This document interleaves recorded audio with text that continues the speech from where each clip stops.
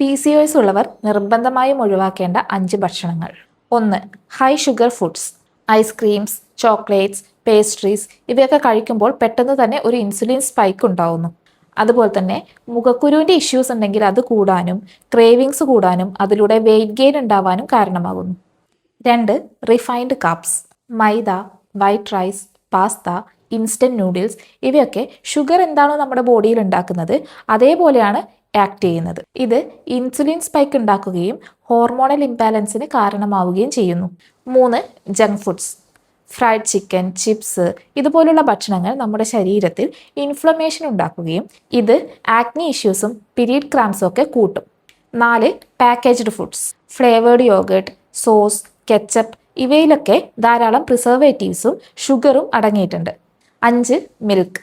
ചില ആൾക്കാരിൽ പാല് കുടിക്കുമ്പോൾ ഈ ആക്നി ഇഷ്യൂസ് ഒക്കെ കൂടി വരുന്നതായിട്ട് കാണാറുണ്ട്. ഇങ്ങനെയുള്ളവർ മാത്രം ഈ പാൽ ഒഴിവാക്കുന്നത് നല്ലതായിരിക്കും.